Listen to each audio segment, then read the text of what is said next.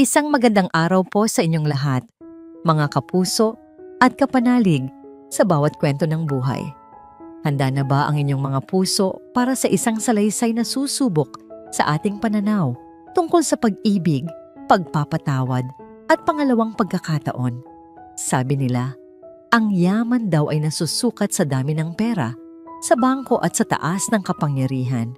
Ngunit paano kung ang tunay na kayamanan ay ang pamilyang matagal mo nang tinalikuran at ang tanging paraan para mabawi ito ay ang harapin ang pinakamalaki mong pagkakamali? Ang hangin sa loob ng Rolls-Royce ni Bantugan Elizalde ay malamig at tahimik. Amoy katad at mamahaling pabango. Isang amoy na sumasalamin sa lahat ng bagay na mayroon siya sa buhay.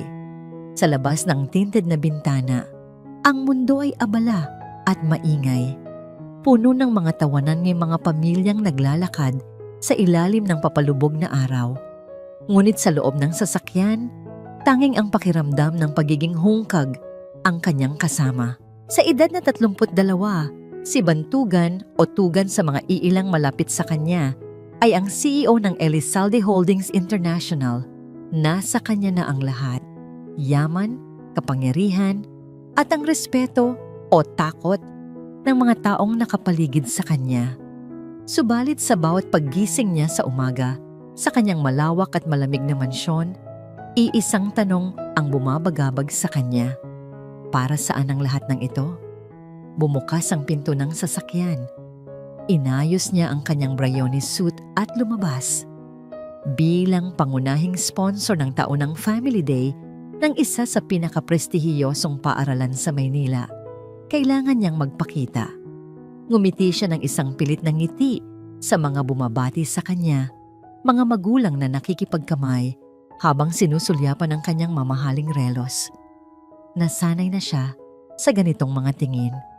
Habang naglalakad siya sa malawak na field ng paaralan, hindi niya maiwasang makaramdam ng pagkailang. Sa paligid niya ay mga amang buong pagmamalaking pinapasan ang kanilang mga anak. Mga inang nagpupunas ng pawis sa noo ng kanilang mga paslit. May mga naglalaro ng bola, may mga naghahabulan, may mga simpleng nagkukulitan sa ibabaw ng banig. At siya, isa lamang siyang estranghero sa paraisong ito. Isa siyang bilyonaryo sa gitna ng mga tunay na mayayaman. Mr. Elizalde, we're so honored to have you here. Bati ng headmaster ng paaralan. The honor is all mine. Sagot niya, gamit ang boses na sanay ng magsinungaling. Inabot sa kanya ang mikropono para sa isang maikling talumpati. Umakyat siya sa entablado at nagsalita tungkol sa kahalagahan ng edukasyon, ng kinabukasan, mga salitang paulit-ulit na lang niyang binibigkas, mga salitang wala ng kahulugan para sa kanya. Habang nagsasalita, ang kanyang mga mata ay naglakbay sa dagat ng mga tao. At doon, biglang huminto ang kanyang mundo. Sa isang sulok, malapit sa isang puno ng akasya, nakatayo ang isang babae. Simple lamang ang suot nitong puting bestida at ang buhok nito'y malayang nililipad ng hangin. Hindi niya kailangang tumitig ng matagal para makilala ito. Ang hugis ng kanyang mukha, ang paraan ng kanyang pagtayo, ang liwanag sa kanyang mga mata, kahit sa malayo. Lahat ng yon ay nakatatak na sa kanyang isipan, kahit pa 5 taon na ang lumipas. Luningning, parang isang kidlat na gumuhit sa kanyang dibdib ang pangalan nito. Si Ning, ang babaeng minahal niya nang higit pa sa kanyang buhay. Ang babaeng tinalikuran niya kapalit ng isang imperyo ngayon ay parang kulungan. Napatigil siya sa pagsasalita. Naramdaman niya ang pagbilis ng tibok ng kanyang puso. Bababa na sana siya ng entablado para lapitan ito ng bigla. 2 maliliit na bata ang tumakbo papalapit sa direksyon nito. Kambal. 2 batang lalaki na may kulot na buhok at bilugang mga mata. Tumakbo ang mga ito ng buong bilis, ang maliliit nilang mga binti ay halos magkandatalisod sa damuhan. At mula sa kanilang mga labi, isang salita ang sabay nilang isinigaw. Mama! Niyakap ni Luningning ang 2 bata. Ibinaba niya ang kanyang sarili. para magpantay sila at sa pag-angat ng kanyang mukha, isang nangiti ang sumilay sa kanyang mga labi. Isang nangiti na minsan ay para lamang sa kanya. Isang ngiti na 5 taon na niyang pinapanaginipan. Hindi na narinig ni Bantugan ang palakpakan ng mga tao. Hindi niya namalayang tapos na pala siyang magsalita. Ang tanging nakikita niya ay ang eksenang yon, ang mag-iina at ang 2 bata. Habang pinagmamasdan niya ang mga ito, unti-unting nanlaki ang kanyang mga mata. Ang hugis ng panga ng isang bata, ang paraan ng pagngiti ng isa pa, para siyang nakatingin sa isang salamin ng kanyang sarili noong siya'y bata pa. Isang malamig na kaba ang gumapang sa kanyang buong katawan. Hindi maaari. Bumaba siya ng entablado. Hindi pinapansin ang mga taong gustong kumausap sa kanya. Naglakad siya na parang may sariling isip ang kanyang mga paa. Bawat hakbang ay mabigat. Bawat paghinga ay kinakapos. Habang papalapit siya, lalong luminaw ang lahat. Ang mga matang yon, ang ilong, ang buhok. Sila ay mga Elizalde. Sila ay dugo niya. Nang ilang metro na lamang ang layo niya, naramdaman ni Luningning ang kanyang presensya. Dahan-dahan itong lumingon. Ang nangiti sa kanyang mga labi ay biglang naglaho, napalitan ng gulat, ng takot, at ng isang pader ng lamig na tila kayang magpayelo sa impyerno. Agad niyang itinago ang 2 bata sa likuran niya. Ang kanyang mga kamay ay mahigpit na nakahawak sa kanilang mga balikat. Nakatayo sila roon, sa gitna ng masayang selebrasyon, ngunit ang mundo sa pagitan nila ay tahimik at puno ng tensyon.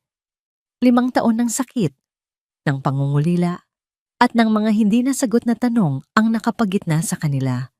Binuksan ni Bantugan ang kanyang bibig, ngunit walang boses na lumabas.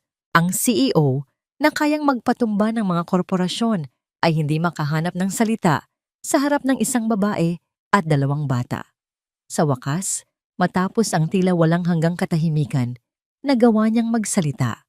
Ang kanyang boses, sa unang pagkakataon, sa loob ng maraming taon, ay basag at nanginginig. Mga anak ko ba sila? Sa bawat pagtatagpo, mayroong dahilan. Ngunit paano kung ang muling pagtatagpo ay magbubukas lamang sa mga sugat na matagal mo nang sinubukang paghilumin? Para kay Luningning, ang anino ng kahapon ay nagbalik sa katauhan ng lalaking minsan niyang pinaglaanan ng lahat. Ngayon, haharapin niya ang tanong na pilit niyang tinakasan sa loob ng 5 taon. Ito ang ating pagpapatuloy.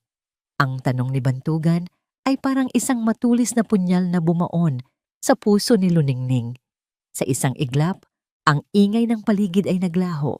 Ang natira na lang ay ang lalaking nasa harap niya, ang multo ng kanyang kahapon, at ang 2 batang walang kamalay-malay na nakakapit sa kanyang mga binti. Isang malamig na galit ang gumapang sa kanyang kalamnan. Ang pader na 5 taon niyang itinayo para protektahan ang kanyang puso ay biglang nanginig. Ngunit hindi niya ito hahayaang gumuho. Hindi ngayon. Hindi sa harap ng kanyang mga anak. Huminga siya ng malalim, hinugot ang lahat ng lakas na natitira sa kanya, at sinalubong ang mga mata ni Bantugan ng isang tinging kasing lamig ng yelo. Hindi, sagot niya. Ang bawat salita ay matigas at walang emosyon. Nagkakamali ka ng iniisip.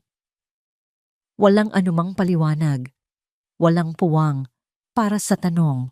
Iyon lang, isang kasinungalingan na kailangan niyang panindigan para sa kapayapaan na kanyang ipinundar. Nakita niya ang pagguho ng pag-asa sa mukha ni Bantugan, ang sakit na gumuhit sa mga mata nito. Ngunit pinilit niyang huwag magpadala. Mabilis niyang tinalikuran ito. Ang mga kamay niya'y mahigpit na humawak sa maliliit na balikat ni Aliw at Huni. Mama, sino po siya? Tanong ni Aliw. Ang boses ay puno ng kuryosidad. Wala anak. Halika na. Uwi na tayo. Sabi niya. Pilit na pinapasigla ang kanyang boses habang mabilis silang naglakad palayo. Palayo sa lalaking nanatiling nakatayo roon na parang isang estatwa. Hindi na siya lumingon pa. Sa loob ng kanilang lumang sasakyan, habang tahimik niyang minamaneho pauwi, ang alaala ng nakaraan ay bumalik na parang isang malakas na alon. 5 taon na ang nakalipas. Umuulan ng malakas sa labas ng bintana ng opisina ni Bantugan sa pinakatuktok ng Elizalde Tower. Nasa loob si Luning Ningning basang-basa ang damit, ang puso niya'y kumakabog sa takot. Ilang linggo nang malamig ang pakikitungo nito, ilang linggo na siyang hindi sinasagot sa tawag. Ngayon, sa wakas, pumayag itong harapin siya. Tugan, ano bang nangyayari? Tanong niya. Ang boses ay nanginginig. Mahal mo pa ba ako? Hindi siya tiningnan ni Bantugan. Nakatitig lamang ito sa walang katapusang agos ng ulan sa salamin. Ning ang kumpanya, malapit nang bumagsak, lahat ng pinaghirapan ng pamilya ko, mawawala. Kaya nating lagpasan yan, pagmamakaawa niya. Magkasama tayo. Hindi ba't nangako tayo sa isa't isa? Sa wakas ay lumingon ito sa kanya. Ang mga mata nito, na dati puno ng pagsinta, ay blangko at walang buhay. May isang paraan para mailigtas ang lahat. Isang merger. Pero may kondisyon sila. Hindi na niya kailangang itanong kung ano. Ang anak ng business partner ng papa mo, bulong niya, nararamdaman na ang luhang nagbabadyang tumulo. Kailangan mo siyang pakasalan.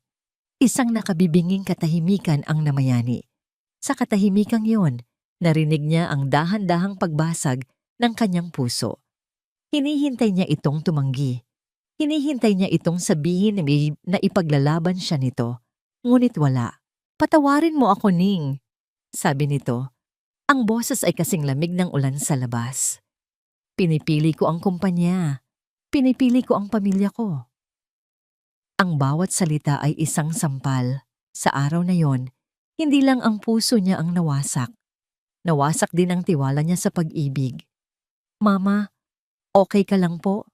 May luha sa mata mo. Pukaw ni Huni mula sa likod. Ang malambing nitong boses ang nagpabalik sa kanya sa kasalukuyan. Mabilis niyang pinunasan ang kanyang pisngi. Okay lang si Mama Baby. Napuwing lang. Isang pamilyar na kasinungalingan. Pagdating nila sa kanilang maliit ngunit maayos na apartment sa itaas ng coffee shop na pag-aari niya, sinalubong sila ng mainit na yakap ni Kalinga, ang kanilang yaya Kal. Siya ang naging sandalan ni Luningning mula pa noong iwan niya ang lahat. Kumusta ang araw ninyo mga alaga ko? Masayang bati ni Yaya Kal, bago napansin ang pamumutla sa mukha ni Luningning. Ning, anong nangyari? Habang pinapatulog niya ang kambal, ikinuwento niya ang lahat. Ang takot at galit ay muling bumalot sa kanya. Nagbalik na siya, Yaya Kal, sabi niya. Ang boses ay mahina. Nakita niya ang mga bata. Hindi ko alam ang gagawin ko. Anak, hindi mo ito matataguan habang buhay. Malumanay na sabi ng matanda. Pero bakit ngayon pa? 5 taon, Yaya. 5 taon kaming namuhay ng tahimik. Itinayo ko ang silong sa dalisay mula sa wala. Pinalaki ko ang mga anak ko ng mag-isa. Hindi ko hahayaang guluhin niya kami ngayon. Kinabukasan, pilit niyang ibinalik sa normal ang lahat. Sa kanyang coffee shop, ang silong sa dalisay, siya ay si Luningning, ang may-ari. Isang babaeng malakas, nakangiti habang nagtitimpla ng kape at personal na bumabati sa kanyang mga suki. Ang amoy ng bagong giling na kape at ang init ng mga bagong lutong tinapay ang kanyang naging kanlungan. Ito ang mundong binuo niya para sa kanyang sarili at sa kanyang mga anak. Isang mundong malayo sa kasinungalingan at karangyaan ng mga Elizalde. Buong araw siyang naging abala. Ngunit sa likod ng bawat ngiti at bawat tasa ng kapeng kanyang inihahain, naroon ang anino ng takot. Paano kung bumalik si Bantugan? Paano kung ipagpilitan niya ang karapatan niya? Gabi na nang matapos ang kanyang trabaho. Pagod na umakyat siya sa kanilang apartment. Ang kambal ay mahimbing nang natutulog. Naupo siya sa maliit nilang sala. Ninamnam ang katahimikan, ngunit ang katahimikan ay nabasag nang may kumatok sa pinto. Isang delivery man ang nag-abot sa kanya ng isang makapal at puting sobre. Walang pangalan ng nagpadala. Tanging ang logo ng isang kilalang law firm ang nakatatak. Nanginginig ang mga kamay na binuksan niya ito. Sa loob, naroon ang isang formal na liham, nakalimbag sa mamahaling papel. Ang mga salitang nakasulat ay malamig, opisyal at walang awa. We are writing on behalf of our client, Mr. Bantugan Elizalde, regarding his intent to formally establish and exercise his paternal rights over his biological children. Ang papel ay nahulog mula sa kanyang mga kamay. Ang pader na buong araw niyang pinatatag ay tuluyan ng gumuho. Ang laban na pilit niyang iniiwasan ay opisyal nang nagsisimula. Ang isang ama ay gagawin ang lahat para sa kanyang anak. Ngunit ang isang patriarka, ay gagawin ang lahat para sa kanyang pangalan. Sa pag-uwi ni Bantugan sa mansyon ng mga Elizalde, hindi lamang ang pader sa pagitan nila ni Luningning ang kanyang haharapin, kundi pati ang anino ng kapangyarihan na humubog sa kanyang nakaraan. Manatili po kayong nakatutok. Ang daan papasok sa Hacienda de Valeriano ay mahaba at nababakuran ng mga matatandang puno ng nara. Para kay Bantugan, ang bawat punong iyon ay isang tahimik na saksi sa kanyang paglaki at sa kanyang pagiging bihag sa isang gintong hawla. Habang papalapit ang kanyang sasakyan sa malaking bahay na bato, mas lalong bumibigat ang kanyang pakiramdam. Ang lamig ng pagtanggi ni Luningning ay napalitan ng isang nag-aapoy na determinasyon. Kung ayaw nitong makuha sa pakiusap, idadaan niya sa paraan na kanyang naiintindihan, kapangyarihan at batas. Ngunit sa ilalim ng determinasyong yon, may isang tanong na nagsisimulang umusbong. Bakit ganoon na lamang ang galit ni Luningning? Ang sakit ng nakaraan ay sapat na dahilan? Oo, ngunit ang takot sa kanyang mga mata ay tila mas malalim pa. Pagpasok niya sa malaking pinto ng mansyon, sinalubong siya ng nakabibinging katahimikan. Ang buong bahay ay amoy lumang kahoy at floor wax, isang amoy ng tradisyon at ng hindi nagbabagong mga patakaran. Nasa kanyang studio ang Don, sabi ng isang kasambahay na bahagyang nakayuko. Hindi na niya kailangang itanong kung sino. Mayroon lang iisang Don sa bahay na ito. Ang studio ni Don Valeriano Elizalde ay isang silid na tila hindi na sinaga ng araw. Madilim, napapalibutan ng mga estante ng libro na puno ng mga lumang kasulatan, at sa pader ay nakasabit ang mga larawan ng kanilang mga ninuno. Mga Elizaldeng may matitigas na muka at matatalim na tingin. Sa gitna ng lahat, nakaupo ang kanyang ama sa likod ng isang malaking mesa na gawa sa nara, nagbabasa ng papeles sa ilalim ng liwanag ng isang maliit na lampshade. Nandito ka na pala, sabi ni Don Valeriano, hindi man lang inaangat ang kanyang tingin. Papa, sagot ni Bantugan, ang boses ay formal at walang init. Nakarating sa akin ang balita, patuloy ng matanda. Sa wakas ay ibinaba ang papeles at itinuon ang malamig nitong mga mata sa kanya. Nagpunta ka sa eskwelahan, nag-eskandalo. Hindi ako nag-eskandalo, nakita ko sila. Isang sarkastikong ngiti ang sumilay sa labi ni Don Valeriano. At ano ngayon? Pagkatapos ng 5 taon, aakuin mo ang isang pagkakamali? Bantugan, isang Elizalde ka. Hindi tayo nagkakamali. Tinatakpan natin ito. Hindi sila pagkakamali. Mariing sagot ni Bantugan. Nararamdaman ang pag-init ng kanyang ulo. Mga anak ko sila. Dugo ko. Dugo na hinaluan ng putik. Walang awang sabi ng kanyang ama. Ang babaeng yon ay hindi nababagay sa pamilyang ito noon at lalong hindi nababagay ngayon. Akala ko ba ay tapos na tayo sa usapang yan? Magkaiba na ngayon. May mga bata na. Mga apo ninyo. Biglang tumayo si Don Valeriano. Ang kanyang presensya ay tila lalong nagpuno sa madilim na silid. Huwag na huwag mong ituturing na apo ko ang mga batang iyon. Sila ang magiging mantsa sa pangalan ng pamilyang ito. Binalaan na kita noon, Bantugan. Layuan mo siya. Dito na napansin ni Bantugan ang isang bagay na kakaiba. Hindi lamang ito simpleng galit ng isang amang ayaw sa mapapangasawa ng anak. Mayroong bagsik, isang pambihirang sidhi sa bawat salita ng kanyang ama na tila may mas malalim na pinanggagalingan. Isang uri ng galit na may kasamang takot? Bakit ganyan na lang ang galit ninyo sa kanya? Tanong ni Bantugan. Ang kanyang boses ay nagbago mula sa pagiging depensibo tungo sa pagiging mausisa. Dahil lang ba hindi siya mula sa isang pamilyang kasing yaman natin? Dahil isa siyang distraksyon, isang ambisyosang babae na sisirain ka gaya ng muntik na niyang gawin noon. Sigaw ni Don Valeriano. Isang ugat ang lumitaw sa kanyang leeg. Kalimutan mo na siya at ang mga batang iyon. Ituloy mo ang buhay mo.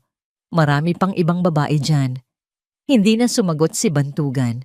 Tinalikuran niya ang kanyang ama at lumabas ng silid. Ngunit sa kanyang pag-alis, hindi na ang sakit ng pagtanggi ni Luningning ang dala niya, kundi ang binhi ng hinala. May mali. May isang piraso ng kwento na hindi niya alam. Umakyat siya sa kanyang kwarto. Isang malawak na silid na puno ng mga mamahaling gamit ngunit walang buhay.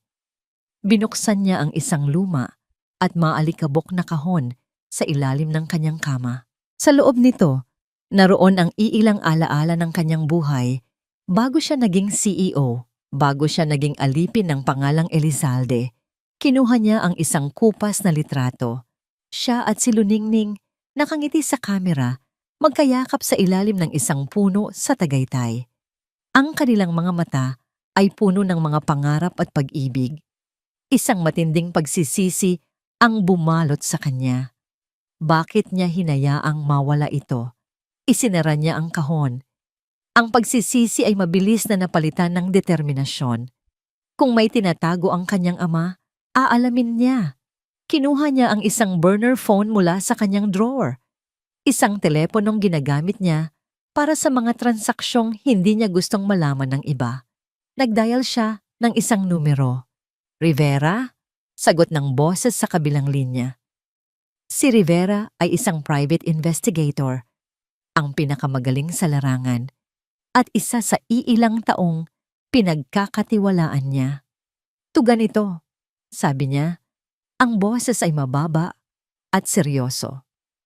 May trabaho ako para sa'yo. O anong kailangan mo, boss? Gusto kong imbestigahan mo ang lahat ng nangyari 5 taon na ang nakalipas. Ang breakup namin ni Luningning Paredes, ang sitwasyon ng kumpanya noong mga panahong yon, lahat. Bawat detalye, gaano man kaliit. Masusunod, boss. Ibinaba niya ang tawag. Sa ngayon, susundin niya ang payo ng kanyang mga abogado para makuha ang kanyang karapatan sa mga anak niya. Ngunit sa likod ng legal na laban, sisimulan niya ang isang personal na investigasyon. Aalamin niya ang katotohanan. Kinabukasan, habang nasa opisina niya, tinawagan siya ni Rivera.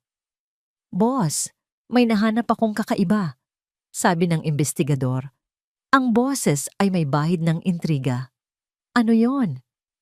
Tungkol sa alanganing sitwasyon ng Elizalde Holdings, 5 taon na ang nakalipas. Halos bankrupt na kayo noon, di ba?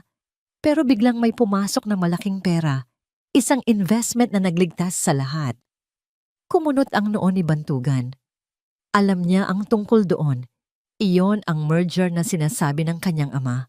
Oh, ang merger sa mga... Hindi, boss! Putol ni Rivera. Hindi iyon. Bago pa man ma-finalize ang merger na yon, may isa pang investment na pumasok. Isang malaking halaga. Sapat para patayuin muli ang kumpanya. At ang pinagtataka ko, nanggaling ito sa isang anonymous trust fund. Ang kapayapaan na matagal iningatan ay parang isang babasaging salamin. Isang maling galaw, isang paglapit ng hindi inaasahan, at ito'y maaaring mabasag at magkapira-piraso. Para kay Luningning, ang anino ni Bantugan ay nagsisimula ng humabol at kasama nito ang panganib na hindi niya inakalang muling haharapin. Halina't pakinggan ang susunod na kabanata. Ang liham mula sa abogado ni Bantugan ay hindi lamang isang piraso ng papel. Ito ay isang deklarasyon ng giyera. Sa mga sumunod na araw, ang bawat umaga ni Luningning ay nagsisimula sa isang mabigat na paghinga at isang mahigpit na yakap sa kanyang kambal. Ang kanyang silong sa dalisay, na dati isang kanlungan, ay tila may mga bintanang nagmamasid. Ang bawat pagtunog ng kampanilya sa pinto ng shop ay nagpapatayo ng kanyang balahibo. Sa takot na baka, si Bantugan o isang kinatawan nito ang pumasok. Sinunod niya ang payo ng isang maliit na law firm na kanyang kinonsulta. Manatiling kalmado at huwag gumawa ng anumang bagay na maaaring gamitin laban sa kanya. Ngunit paano siya kakalma kung ang ama ng kanyang mga anak ay isang bilyonaryong kayang bilhin ang lahat, pati na ang hustisya? Isang hapon, habang pauwi sila mula sa eskwelahan, nakita ni na Aliw at Huni ang isang grupo ng mga bata na naglalaro ng bola sa parke na kanilang dinaraanan. "Mama, sandali lang po. Laro po kami." Pakiusap ni Aliw. Pumayag si Luningning. Kailangan ng mga anak niya ng normal na buhay. Habang nakaupo siya sa isang bench sa ilalim ng puno, pinanood niya ang kanyang kambal na masayang nakikipaghabulan. Sa mga sandaling iyon, halos makalimutan niya ang bigat na kanyang dinadala. Ngunit ang kapayapaan ay panandalian lamang. Isang bola ang gumulong papalayo at huminto malapit sa paanan ng isang lalaking nakatayo sa di kalayuan na tila nagmamasid din sa mga naglalaro. Ang lalaki ay nakasuot ng simpleng polo shirt at maong, malayo sa karaniwang suot nitong mamahaling suit. Ngunit kahit sa layo, kilala ni Luningning ang tindig na yon, si Bantugan. Bago pa man siya makatayo, tumakbo na si Huni para kunin ang bola. Dinampot ito ni Bantugan at dahan-dahang ngumiti sa bata. "Sa'yo ba to, champion?" tanong niya. Ang boses ay malambing. Isang boses na minsan nang nagpatulog kay Luningning sa gabi. "Opo," sagot ni Huni. Hindi natatakot. "Salamat po, kuya." "Walang anuman," sabi ni Bantugan. At sa isang iglap, tila nagkaroon ito ng lakas ng loob. "Gusto niyo bang makipaglaro sa akin? Ituturo ko sa inyo kung paano mag-shoot." Ang mga mata ng kambal ay nagningning. Mabilis silang tumango. Nanigas si Luningning sa kanyang kinauupuan. Gusto niyang sumigaw, gusto niyang kunin ang mga anak niya, at tumakbo palayo.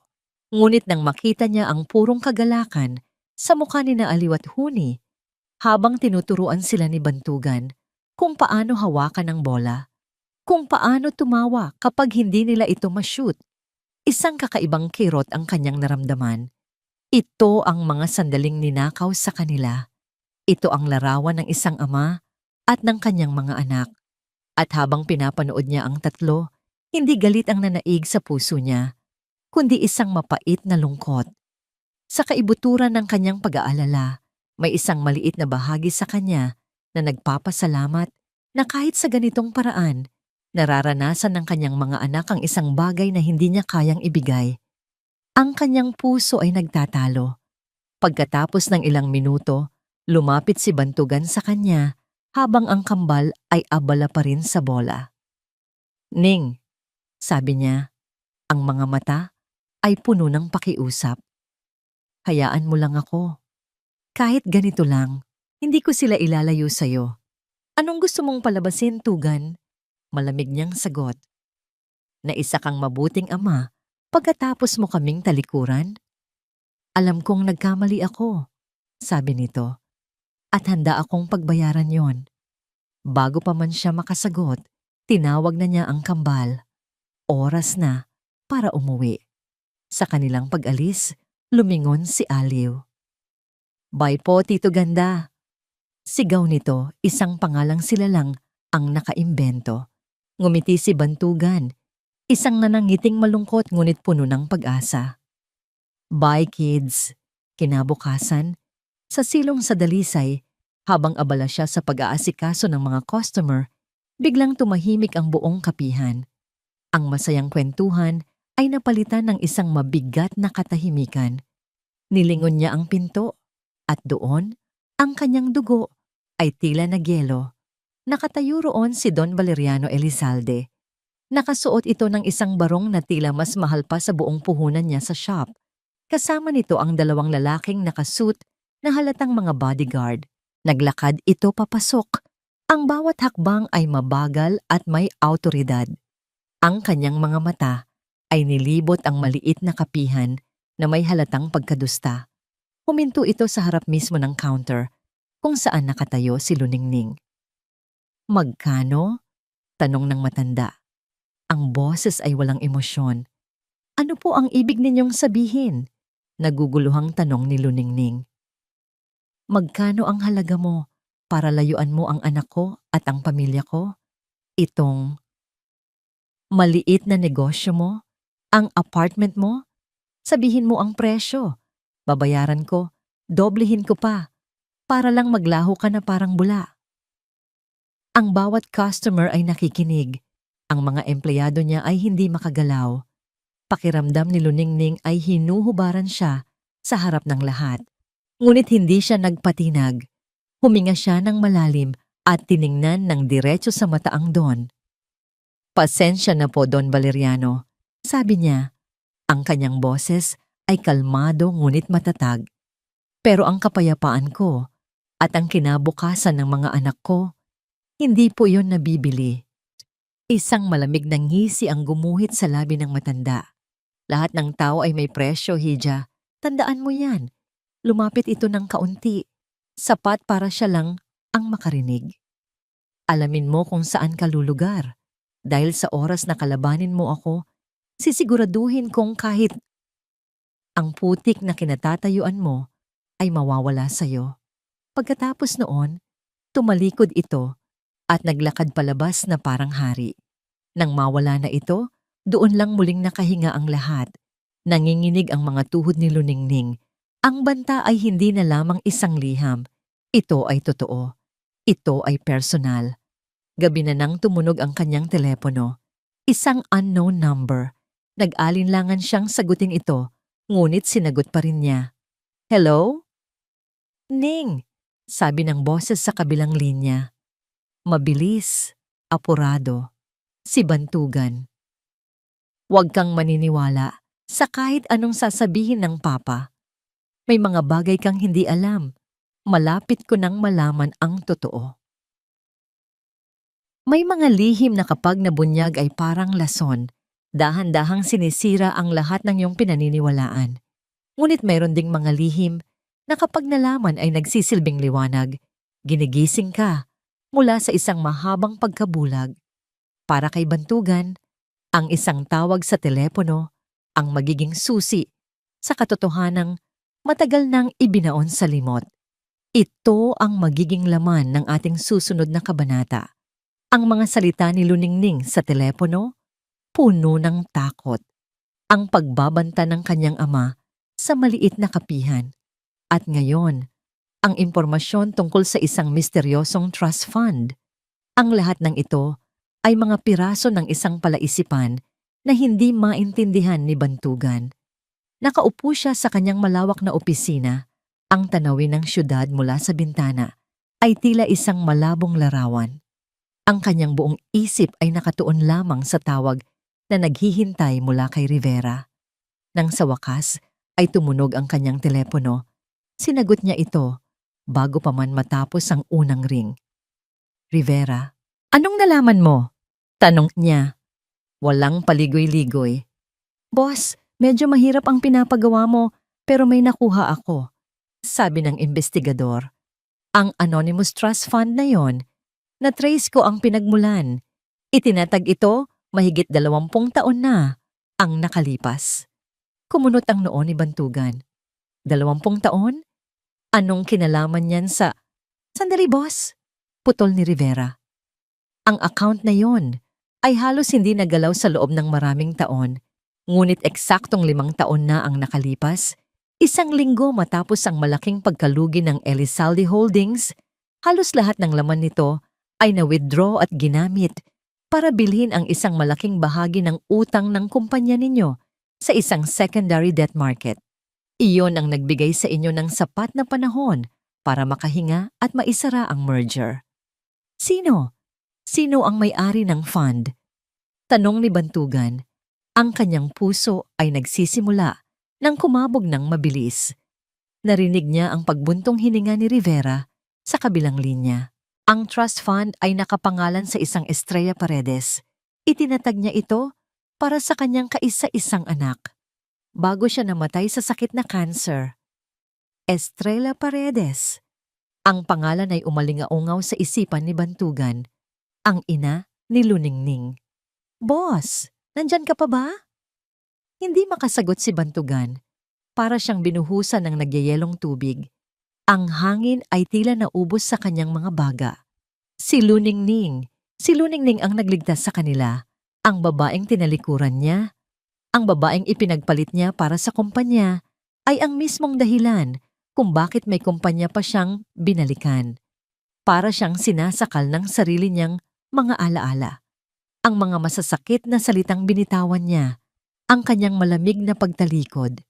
Habang siya ay abala sa pagliligtas ng kanyang yaman, si Luningning pala ay tahimik na isinasakripisyo ang nag-iisang yaman na iniwan sa kanya ng kanyang ina para iligtas siya.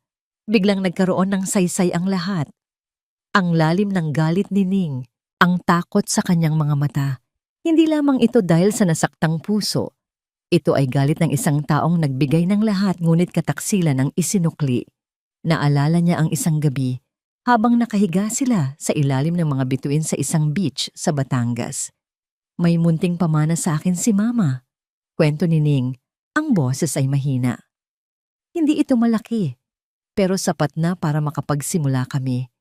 Pangarap ko kasing magtayo ng isang maliit na coffee shop, Tugan. Isang lugar na mainit at masarap puntahan, isang kanlungan. Ang pangarap na yon. Isinakripisyo niya ang pangarap na yon para sa kanya. At ano ang ginawa niya? Sinira niya ito. Salamat Rivera, ipadala mo sa akin ang lahat ng dokumento. Sabi niya, ang kanyang boses ay garalgal bago ibaba ang tawag. Isang nag-uumapaw na pagkakasala ang bumalot sa kanya. Sinusundan ng isang nag-aapoy na galit. Galit sa kanyang sarili at galit sa kanyang ama. Ang kanyang ama. Alam kaya nito? Imposibleng hindi. Isang ideya ang biglang pumasok sa kanyang isip. Isang masakit na alaala. Dali-dali siyang umuwi sa mansyon, hindi pinansin ang mga tawag ng kanyang sekretarya. Dumiretso siya sa isang bodega sa likod ng bahay, isang lugar na puno ng mga lumang gamit, mga bagay na kinalimutan na ng panahon. Katulad niya, sa gitna ng mga alikabok at agiw, hinanap niya ang isang partikular na kahon na may markang personal. Nang mahanap niya ito, nanginginig ang mga kamay na binuksan niya ito. Sa loob ay ang mga labi ng kanyang nakaraan, mga lumang concert ticket, mga pinatuyong bulaklak, at ang litratong kupas nila, Nining sa Tagaytay. Ngunit hindi iyon ang kanyang hinahanap. Sa ilalim ng lahat, naroon ang isang sobreng kulay Manila. Ang sobreng nagpabago sa lahat.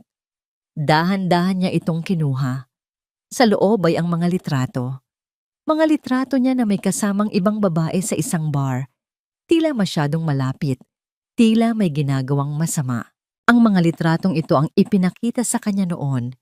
Kasabay ng balitang si Luningning daw ay may iba na ring kinakatagpo.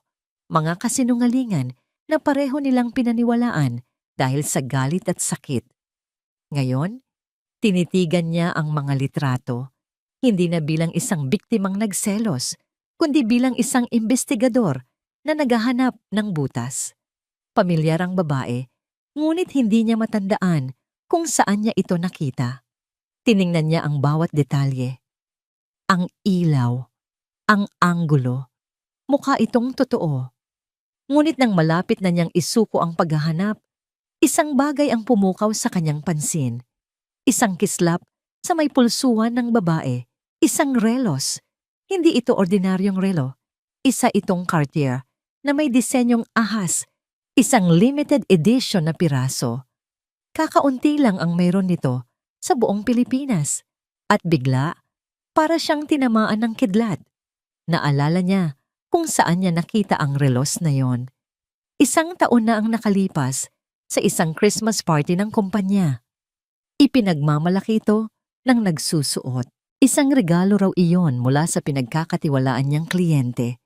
Isang regalo mula kay Don Valeriano Elizalde para sa kanyang personal at pinakamatapat na abogado. Ang katotohanan ay parang isang apoy. Maari itong magbigay liwanag, ngunit maaari ring itong manupok at tumupok ng lahat ng kasinungalingan. Sa paghaharap ng mag-ama, isang lihim na 5 taong itinago ang sasabog. At sa pagsabog na ito, isang bagong laban ang magsisimula. Isang laban na hindi na lamang para sa nakaraan, kundi para sa kinabukasan. Ang pinakahihintay na pagbubunyag ay narito na. Ang katahimikan sa studio ni Don Valeriano ay mas mabigat kaysa karaniwan. Si Bantugan ay nakatayo sa harap ng malaking mesa. Ang kanyang anino ay humahaba sa ilalim ng ilaw mula sa lampshade. Wala na ang dating pag-aalinlangan sa kanyang mga mata. Napalitan ito ng isang malamig at matigas na determinasyon. Ano na naman ito, Bantugan? Kung nandito ka para muling pag-usapan ang babaeng iyon, hindi na niya pinatapos ang kanyang ama. Walang salitang lumabas sa kanyang bibig. Inilapag niya sa ibabaw ng makintab na mesa ang isang folder. Ang tunog ng paglapag nito ay umalingaw-ngaw sa tahimik na silid. Dahan-dahang binuksan ni Don Valeriano ang folder. Sa loob, naroon ang mga dokumento mula sa trust fund ni Estrella Paredes, ang bank transfer na nagligtas sa Elizalde Holdings.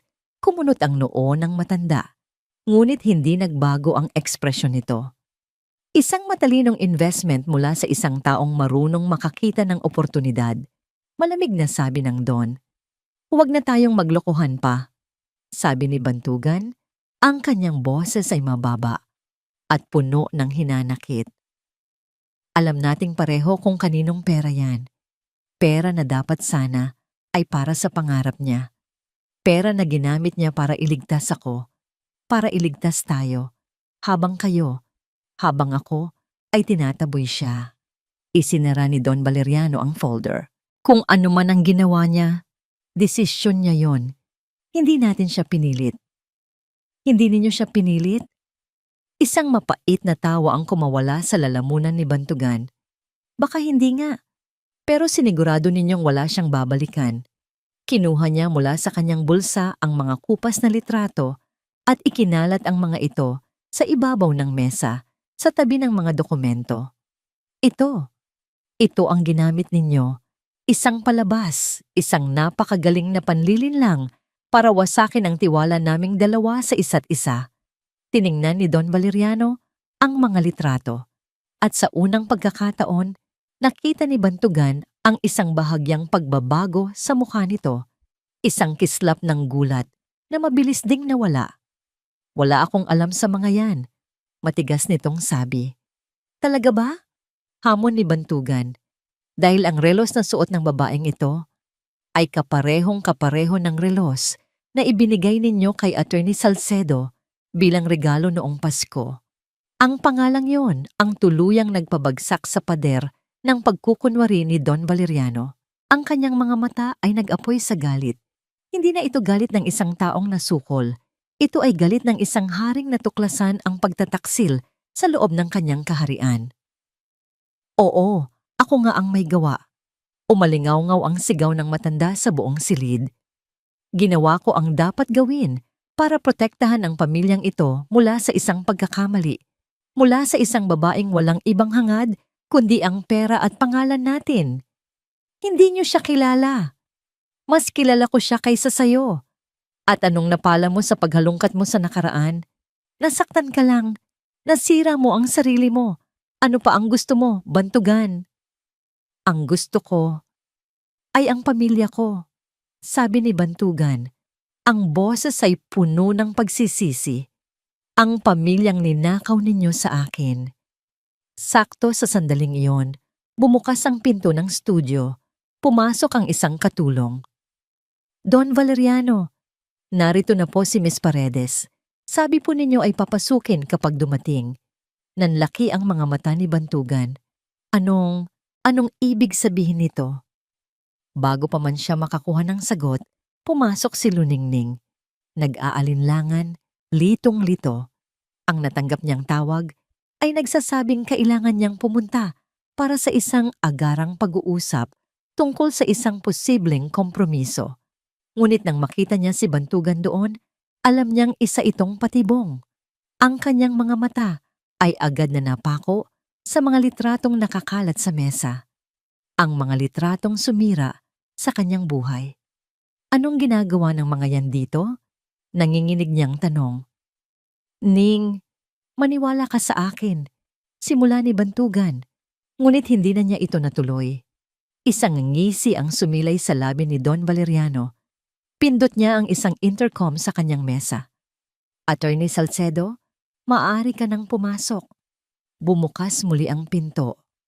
Pumasok ang isang babaeng nasa edad 40. Matangkad, nakapang-abogadong kasuotan at may malamig na aura at sa kanyang pulsuhan, kumikinang ang isang pamilyar na relos na may disenyong ahas. Natigilan si Luningning para siyang binuhusan ng malamig na tubig. Ang mukha sa litrato, ang mukha ng babaeng kasama ni Bantugan at ang mukha ng abogadong nasa harap niya ngayon ay iisa. Ito ang Siu Twist Lawn. Ang babaeng ginamit para sirain sila ay ang mismong taong legal na gumigipit sa kanya ngayon. Lahat ng ito ay isang malaki at kalkuladong plano. Magandang gabi, Miss Paredes. Bati ni Attorney Salcedo. Ang boses ay kasing lamig ng kanyang mga mata. Narito ako, para personal. Naiabot sa iyo ito. Inilahad ng abogado ang isang makapal na sobre kay Luningning. Nanginginig ang mga kamay na tinanggap niya ito. Sa loob, naroon ang isang formal na petisyon para sa korte. Isang demanda. Petition for sole custody. Basa ni Luningning sa mga unang salita. Ang kanyang boses ay halos hindi na marinig. Binabasa niya ang mga paratang. Financially unstable, emotionally compromised, incapable of providing a suitable environment for the children. Mga kasinungalingang idinisenyo para wasakin ang kanyang pagkatao. Hindi niyo pwedeng gawin to. Bulong niya ang mga luha ay nagsisimula nang mamuo sa kanyang mga mata. Tumingin si Don Valeriano kay Bantugan. Ang kanyang mga mata ay puno ng tagumpay at ng isang ultimatum. Ayan na, Bantugan, sabi ng matanda. Ang bawat salita ay may bigat ng isang hatol. Pumili ka. Ang lahat ng ito, ang Elizalde Holdings, ang kapangyarihan, ang yaman, ang pangalan na minana mo, o ang babaeng yan at ang mga bastardo niya. Nakatayo si Bantugan sa gitna. Sa isang panig ay ang kanyang ama at ang buong imperyo na kanyang kinalakihan. Sa kabilang panig ay si Luningning, wasak at nag-iisa. Hawak ang papel na nagbabantang kunin sa kanya ang lahat. Ang nakaraan at ang hinaharap. Ang kasinungalingan at ang katotohanan. Ang pagpili ay nasa kanya. Ang sabi nila, ang pinakamatinding sakit ay hindi nagmumula sa saksak ng kaaway, kundi sa pagtataksil ng taong inakala mong kakampi. Para kay Luningning, ang katotohanang kanyang natuklasan ay hindi liwanag, kundi isang kadilimang lalamon sa lahat ng kanyang pag-asa. Sa sandaling pakiramdam niya'y nag-iisa na siya laban sa buong mundo. Saan pa siya huhugot ng lakas? Ito ang kwento ng isang pusong halos sumuko na. Hindi alam ni Luningning kung paano siya nakauwi. Ang biyahe mula sa Hacienda de Valeriano hanggang sa kanyang maliit na apartment ay isang blangkong espasyo sa kanyang isipan. Ang tanging nararamdaman niya ay ang lamig ng papel ng demanda sa kanyang kamay at ang bigat ng katotohanang para siyang kinatay ng buhay sa loob ng studio ng mga Elizalde. Pagpasok niya sa pinto ng kanyang apartment, doon na siya tuluyang bumagsak. Napaluhod siya sa sahig Ang katawan ay nanginginig. Ang demanda ay nayupi sa kanyang mahigpit na pagkakahawak. Ang mga luhang kanina pa niya pinipigilan ay bumuhos na parang isang sirang dam. Hindi ito simpleng pag-iyak. Ito ay isang paghagulgol na nagmumula sa kaibuturan ng kanyang kaluluwa. Isang tunog ng ganap na pagkawasak. Pinagkaisahan siya. Ang salitang iyon ay paulit-ulit na tumatakbo sa kanyang isip. Si Don Valeriano, si Attorney Salcedo, at si Bantugan. Inimbitahan siya ni Bantugan sa parke, nagpakitang gilas sa mga anak niya, tumawag para sabihing huwag maniwala sa kanyang ama. Lahat pala ay parte ng isang masalimuot na plano. Isang palabas para lalo siyang saktan, para ipakita sa kanya na wala siyang kalaban-laban. Anak, anong nangyari sa'yo? Nag-aalalang sigaw ni Yaya Cal na nagising sa kanyang pag-iyak. Mabilis siyang dinaluhan ng matanda. Niyakap siya ng mahigpit habang siya'y nakaluhod pa rin sa sahig. Wala na, Yaya. Wala na. Hirap niyang sabi sa pagitan ng mga hikbi. Kukunin na nila ang mga anak ko. Pinagkaisahan nila ako, Yaya.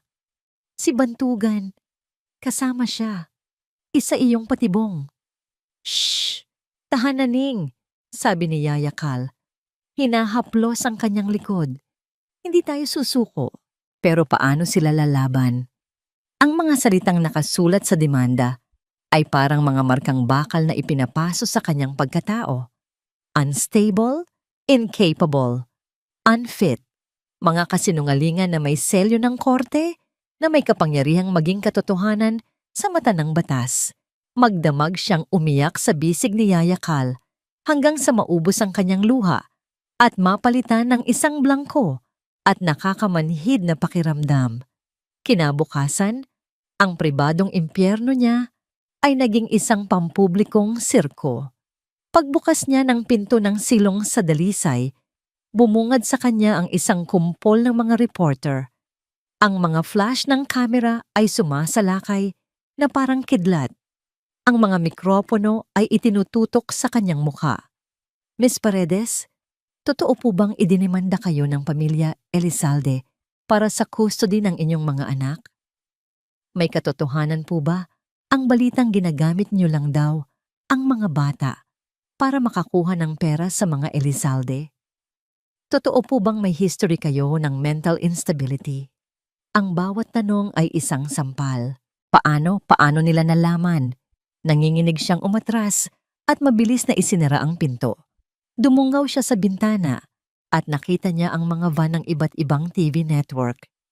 Ang kanyang munting kapihan, ang kanyang kanlungan ay napaliligiran na. Yaya, isara mo ang lahat ng pinto sa baba. Huwag kang magpapapasok ng kahit sino, utal niyang sabi sa telepono. Dahil sa takot, binuksan niya ang kanyang laptop. Ang pangalan niya ay nasa lahat ng social media at news sites. Ngunit ang kwentong nakasulat ay hindi ang kanyang kwento. Ito ay ang kwento ng isang concerned grandfather na si Don Valeriano na nag-aalala lamang daw para sa kapakanan ng kanyang mga apo. Ang kwento ng isang inang hindi matatag na kailangang tulungan. Ang kwento ng isang mapagsamantalang babae. At ang mga komento, kawawang mga bata. Sana mapunta sila sa pamilyang makakapag-alaga sa kanila ng tama. Halata namang pera lang ang habol ng babaeng yan. Classic gold digger. Kung talagang mahal niya mga anak niya, ibibigay niya sila sa mas may kakayahan. May sakit siguro sa isip, delikado para sa mga bata. Ang bawat salita ay isang batong ipinupukol sa kanya. Ang mundo ay hinusgahan na siya. Ang laban ay hindi pa man nagsisimula sa korte. Pero sa mata ng publiko, talo na siya. Wala na siyang pangalan. Wala na siyang dignidad. At malapit nang mawala sa kanya ang kanyang mga anak. Lahat ay nawala. Napaupo siya sa isang sulok ng kanyang kwarto, niyakap ang kanyang mga tuhod, nakatingin lang siya sa kawalan. Tapos na. Ito na ang katapusan. Paano niya lalabanan ng isang dambuhalang kayang baliktarin ang mundo? Paano niya ipagtatanggol ang sarili kung ang buong Pilipinas ay kinukutya na siya? Ang babaeng matatag na nagtayo ng negosyo mula sa wala, ang inang handang gawin ang lahat para sa kanyang kambal, ay naglaho na.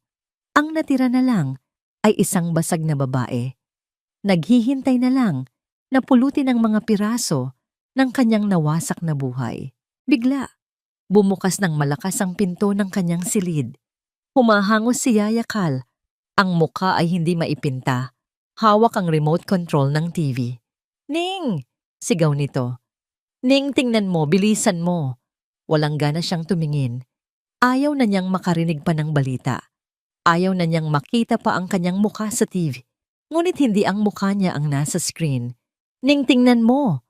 Pag-uulit ni Yaya Cal, itinuturo ang telebisyon na may nanginginig na kamay. Si Bantugan, nasa TV, may press conference.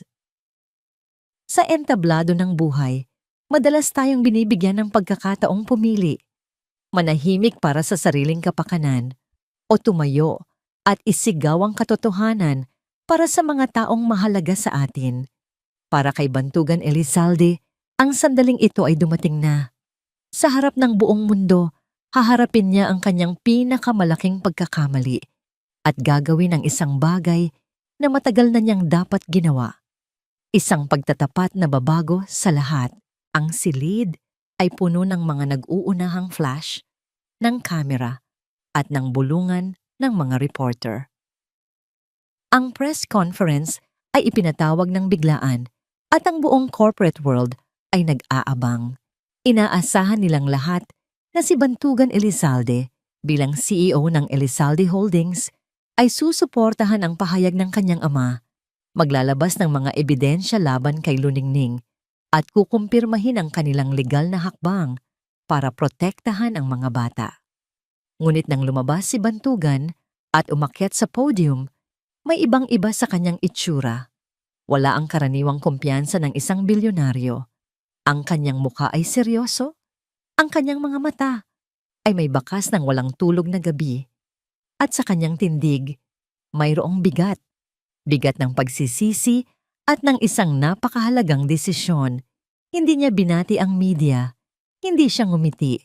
Sa halip, huminga siya ng malalim. At diretsyong tumingin sa mga kamera sa kanyang harapan na para bang may isang tao lang siyang kinakausap. "Magandang hapon sa inyong lahat." Simula niya, ang kanyang boses ay kalmado, ngunit matatag. Umalingaw-ngaw sa buong silid. "Ipinatawag ko kayo ngayong hapon, hindi para pagtibayin ang mga kasinungalingang ikinalat ng aking pamilya. Nandito ako para itama ang isang malaking kamalian." Isang nagtatakang katahimikan ang bumalot sa mga reporter. 5 taon na ang nakalipas. Patuloy niya, "Iniwan ko ang babaeng pinakamamahal ko. Pinili ko ang kumpanya, ang pera, at ang kapangyarihan. Naging duwag ako. Iyon ang katotohanan. At ang pagiging duwag na iyon ang naging dahilan ng lahat ng sakit na nararanasan ni Luningning Paredes ngayon." Sa apartment sa itaas ng silong sa Dalisay, napahawak si Luningning sa kanyang bibig. Si Yaya Cal ay napako sa kinatatayuan. Hindi ito ang kanilang inaasahan. Ang lahat ng paratang laban sa kanya ay walang katotohanan. Mariing sabi ni Bantugan, "Si Luningning Paredes ay hindi unstable. Siya ang pinakamatatag na taong kilala ko. Pinalaki niya ang aming mga anak ng mag-isa nang may pagmamahal at dignidad habang ako ay wala. Siya ay hindi incapable. Itinayo niya ang kanyang sariling buhay at negosyo mula sa wala. At higit sa lahat, hindi siya unfit na ina. Siya ang pinakamabuting ina na maaring hilingin ng sino mang anak." Nagulat ang media. Ang kwento ay biglang nag-iba ng direksyon. "Ang totoong kwento ay ito," sabi ni Bantugan, habang may isang malaking screen sa likod niya na biglang umilaw. "Ang aming paghihiwalay ay hindi nagkataon lamang. Ito ay sinadya. Isang plano na ginawa ng sarili kong ama, si Don Valeriano Elizalde. Sa screen, ipinakita ang mga kopya ng mga dokumento ng trust fund. Ipinakita ang daloy ng pera mula sa pamanang iniwan ng ina ni Luningning papunta sa pagliligtas sa Elizalde Holdings. Ang babaeng pinararatangan nilang mukhang pera ay ang mismong taong tahimik na nagsalba sa kumpanyang ito gamit ang lahat ng mayroon siya. Isinakripisyo niya ang kanyang pangarap para sa akin. Pagkatapos, lumabas sa screen ang dalawang larawan, magkatabi. Ang isa ay ang pekeng litrato kung saan siya ay may kasamang ibang babae. Ang isa pa ay isang orihinal na kuha mula sa CCTV ng bar noong gabing iyon, na malinaw na nagpapakitang magkalayo sila at may ibang mga taong kasama. Ang mga litratong ito ay peke, deklara ni Bantugan. Gawa-gawa para sirain ang tiwala namin sa isa't isa. Isang manipulasyon na ginawa para paghiwalayin kami. Ang bulungan sa silid ay naging isang malakas na ugong. Ang mga reporter ay hindi makapaniwala sa kanilang naririnig. Isang anak na hayagang nilalabanan ang sarili niyang ama. Ang demanda para sa custody ay hindi para sa kapakanan ng mga bata. Patuloy niya, ang kanyang boses ay naglalaman na ng galit. Ito ay para sa paghihiganti, isang paraan para kontrolin ako at parusahan si Luningning dahil sa kanyang katatagan, at hindi ako papayag na mangyari iyon. Sa huling pagkakataon, tumingin siya ng diretso sa pinakamalapit na kamera. Ang kanyang mga mata ay tila tumatagos sa screen diretso sa mga mata ni Luningning. "Ning," sabi niya, ang kanyang boses ay bumaba at naging personal. Puno ito ng pagsisisi na hindi maitatago. Patawarin mo ako. Patawarin mo ako sa aking kaduwagan. Patawarin mo ako sa lahat ng sakit na idinulot ko sa'yo. Hindi ko na kayang bawiin ang 5 taon na nawala sa atin. Pero ipinapangako ko, mula sa araw na ito, hindi ka na mag-iisang lalaban. Huminga siya ng malalim. Inihahanda ang sarili para sa kanyang huling deklarasyon. Sa harap ninyong lahat, formal kong tinatalikuran ang aking posisyon bilang CEO ng Elizalde Holdings International. Tinatalikuran ko ang lahat ng aking mana, karapatan, at koneksyon sa pangalang Elizalde. Hindi ko kayang maging bahagi ng isang pamilyang binuo sa kasinungalingan at panlilinlang. Pinipili ko ang aking mga anak. Pinipili ko si Luningning. Pagkatapos noon, tumalikod siya at naglakad paalis sa podium. Iniwan ang isang silid na puno ng kaguluhan, mga sigawan at mga tanong. Hindi niya pinansin ang sinuman. Habang naglalakad siya palabas, kinuha niya ang kanyang personal na telepono. May isang text message na pumasok. Galing ito sa bangko ng pamilya. Upon the direct instruction of Don Valeriano Elizalde, all your corporate and personal accounts have been frozen indefinitely. Napangiti si Bantugan ng isang mapait na ngiti. Ngayon, opisyal na. Wala na siyang kahit isang kusing. Ngunit sa unang pagkakataon, sa loob ng 5 taon, naramdaman niyang malaya siya. Sa unang pagkakataon, naramdaman niyang buo ang kanyang pagkatao. May mga salitang kayang sumira, at mayroon ding mga salitang kayang maghilom. Matapos ang isang matapang na pagtatapat, isang lalaking hinubad ang lahat ng kanyang yaman at kapangyarihan, ang kakatok sa pinto ng nakaraan. Bubuksan kaya ito? O mananatili na lamang sarado magpakailanman? Ang pagsisimula ng isang bagong kabanata ay nakasalalay sa lakas ng pagpapatawad. Ito ang ating pagpapatuloy. Ang press conference ay parang isang bagyo na humagupit sa buong bansa. Sa loob ng apartment ni Luningning, ang katahimikan ay nakabibingi.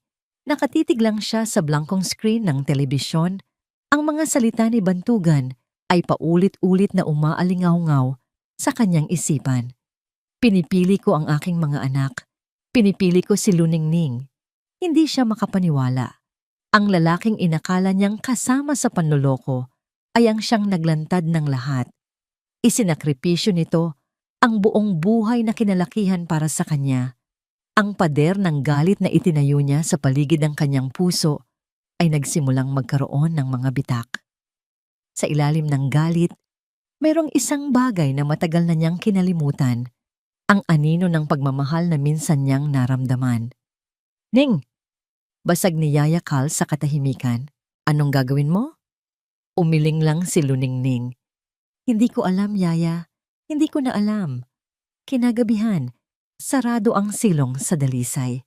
Ang mga reporter ay unti-unti nang umalis, napalitan ng iilang kuryosong kapitbahay. Sa loob, ang kambal ay mahimbing ng natutulog, walang kamalay-malay sa bagyong nagaganap sa buhay ng kanilang mga magulang.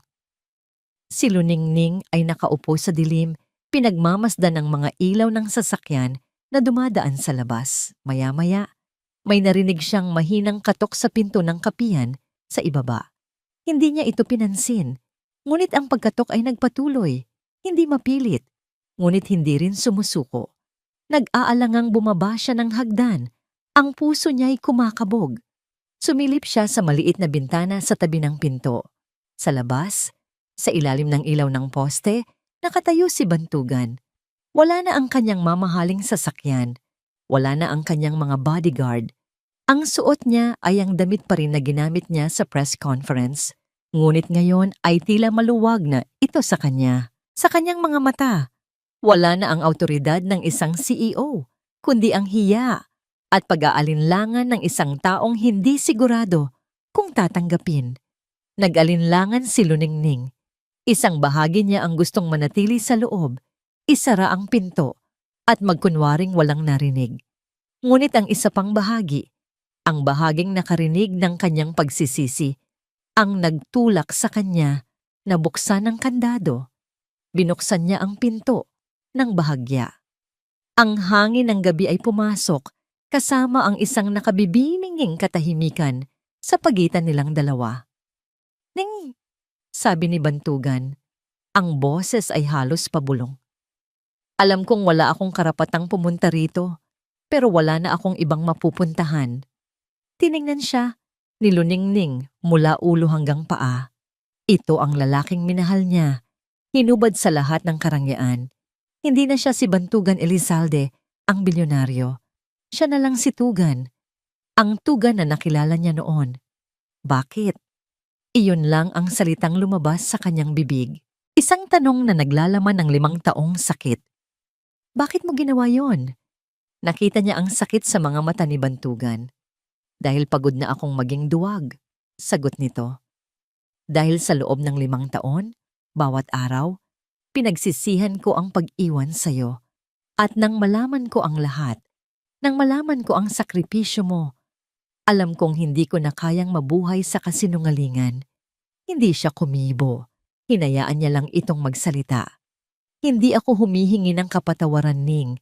Alam kong hindi pa ngayon. Siguro, hindi na kailanman. Nandito lang ako para sabihing totoo ang lahat ng sinabi ko kanina. Lalaban ako para sa inyo. Kahit anong mangyari, kahit sa malayo lang. Hahakbang na sana ito paatras. Aalis na sana. Nang pigilan siya ng boses ni Luningning. Pumasok ka muna, sabi niya. Halos hindi niya makilala ang sarili niyang boses. Umuulan. Doon lang nila napansin na nagsisimula ng umambon. Nag-aalangang pumasok si Bantugan sa loob ng madilim na kapihan. Ang amoy ng kape ay tila yumakap sa kanila. Umupo sila sa isa sa mga maliliit na mesa. May sapat na distansya sa isa't isa. Walang nagsalita ng matagal. Sa katahimikang yun, nagsimulang maghilom ang mga sugat. Hindi sa pamamagitan ng mga salita, kundi sa simpleng pag-iral sa iisang espasyo nang walang pader sa pagitan nila. Sila Aliw at Huni.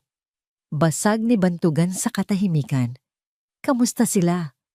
Tulog na, sagot ni Luningning. Hindi nila alam ang nangyayari. Mas mabuti, sabi ni Bantugan. Gusto ko silang protektahan mula sa gulo ng pangalan ko. Muli, katahimikan. Salamat, bulong ni Luningning. Napatingin sa kanya si Bantugan, nagulat. Salamat sa pagsasabi mo ng totoo. Paglilinaw niya, ang mga luha ay muling nagbabadya. Sa unang pagkakataon sa loob ng maraming taon, naramdaman kong hindi ako nag-iisa. Sa sandaling iyon, bumukas ang pinto mula sa hagdanan. Lumabas si Aliw, kinukusot ang kanyang mga mata. "Mama, narinig ko po kayong may kausap." Sabi ng bata. Bago napako ang tingin kay Bantugan, hindi takot ang nakita sa mga mata ng bata, kundi pagkilala. "Tito Ganda?" Bago pa man makasagot si Luningning, tumakbo si Aliw papalapit kay Bantugan at niyakap ito sa binti. "Akala ko po di na kayo babalik." Kasunod nito si Huni, na ginawa rin ang pareho. Napatingin si Bantugan kay Luningning, ang kanyang mga mata ay nagtatanong, humihingi ng permiso. Dahan-dahang tumango si Luningning.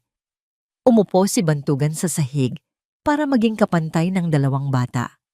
At sa unang pagkakataon, niyakap niya ang kanyang mga anak nang walang takot, nang walang pader, nang walang kasinungalingan.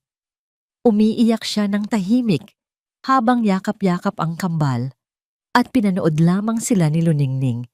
Ang puso niya ay pinaghalong sakit at pag-asa. Ngunit kinabukasan, ang munting sandali ng kapayapaan ay muling binasag. Isang opisyal mula sa City Hall ang dumating sa kapihan. May dala itong isang notice. "Luningning Pardes, may natanggap po kaming reklamo.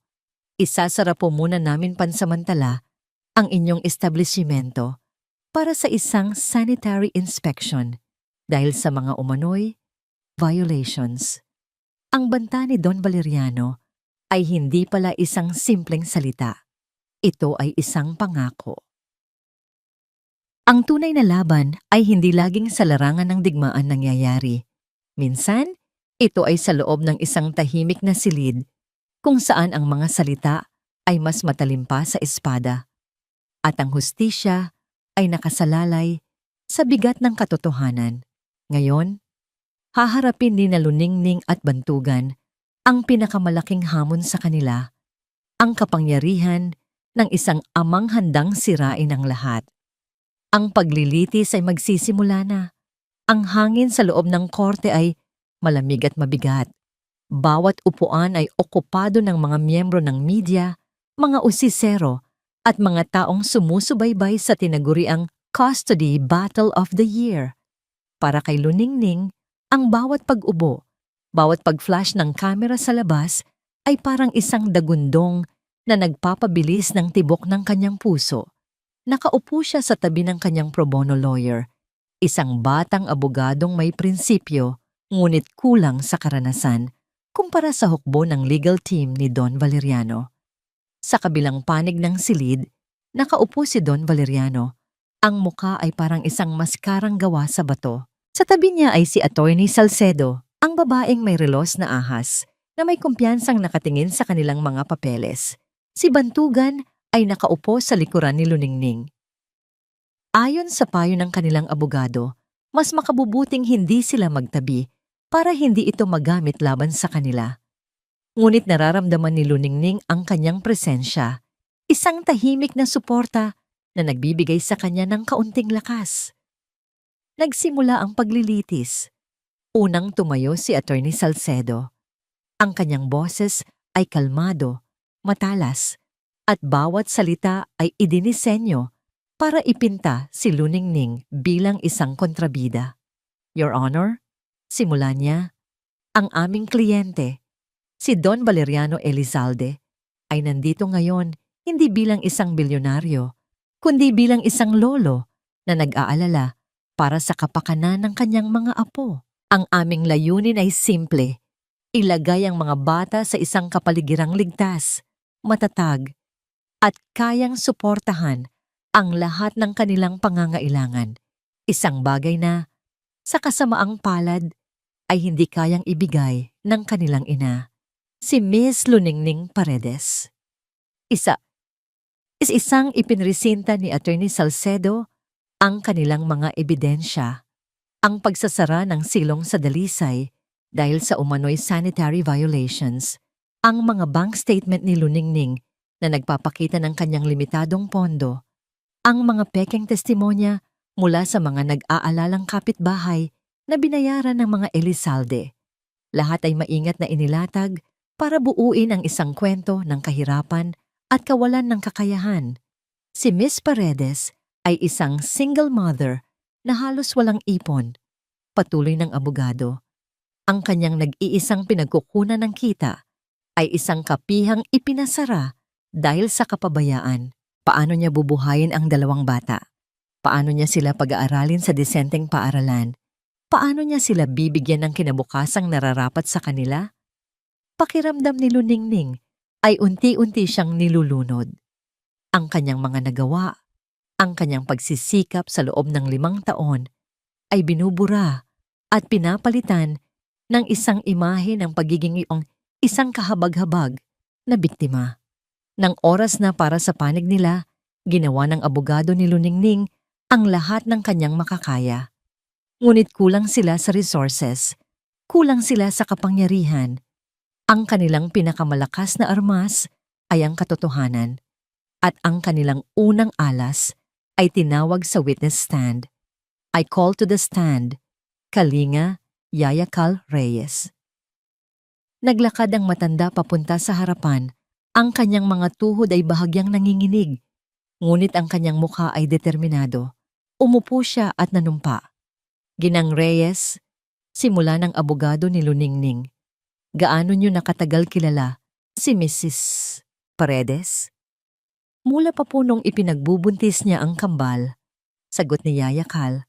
Ang boses ay malinaw. 5 taon na po. Sa loob ng 5 taon na yon, masasabi niyo po bang naging pabaya siyang ina? Hindi po. Kailanman? Mariing sagot ni Yayakal at tumingin siya ng diretso sa hukom. Your Honor, nakita po ng 2 mata ko kung paano itinaguyod ni Ning ang mga batang iyon. May mga gabi pong hindi siya natutulog dahil sabay na may lagnat ang kambal. May mga araw po na kakainin na lang niya ang tirang pagkain ng mga anak niya para lang makatipid. Ibinuhos po niya ang bawat sentimo ng kanyang ipon at ang bawat patak ng kanyang pawis para maitayo ang kapihan na yon, hindi para sa sarili niya, kundi para masigurong may kinabukasan sina Aliw at Huni. Kung ang tawag po doon ay pagiging unfit na ina, hindi ko na po alam kung ano ang tama sa mundo. Ang simpleng testimonya ng matanda na puno ng katapatan ay nagpatahimik sa buong korte. Kahit si Don Valeriano ay hindi maikakaila ang sinseridad sa bawat salita nito. Ngunit si Attorney Salcedo ay handa. Sa kanyang cross-examination, ginamit niya ang kahinaan ni Yayakal. Ginang Reyes, mahal niyo ba si Luningning at ang mga bata? Opo, abogada. Parang tunay na pamilya. Kaya gagawin niyo ang lahat para protektahan sila, hindi ba? Kahit pa ang pagsisinungaling sa korte. Objection, Your Honor. Badgering the witness. Sigaw ng abogado ni Luningning. Sustained. Ngunit ang lason ay naitanim na.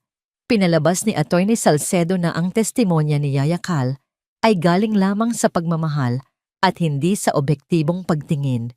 Ang laban ay tila dehado na para sa kanila. Gabi na nang matapos ang unang araw ng pagdinig. Sa labas ng korte, sinalubong ni Bantugan si Luningning. Kumusta ka? Tanong niya. Ang mukha ay puno ng pag-aalala. Pagod, sagot ni Luningning. Pakiramdam ko, natatalo na tayo Tugan. Hindi pa, sabi ni Bantugan. Ang kanyang mga mata ay may kakaibang ningning. Mayroon pa akong isang huling baraha. Isang taong kinausap ko. Hindi ako sigurado kung darating siya. Pero kung oo, maaaring magbago ang lahat. Kinabukasan, sa pagpapatuloy ng paglilitis, inilabas na ni Attorney Salcedo ang kanilang pinakamabigat na sandata. Your Honor, nais naming ipresenta ang aming huling ebidensya. Isang bagay na magpapatunay na si Miss Paredes ay hindi lamang financially unstable, kundi pati na rin emotionally and mentally volatile. Naglakad siya papunta sa hukom at nag-abot ng isang medical file. Ito po ay isang kopya ng medical record ni Miss Paredes mula sa isang kilalang psychiatric clinic na nagpapakitang sumailalim siya sa konsultasyon para sa severe depression and anxiety.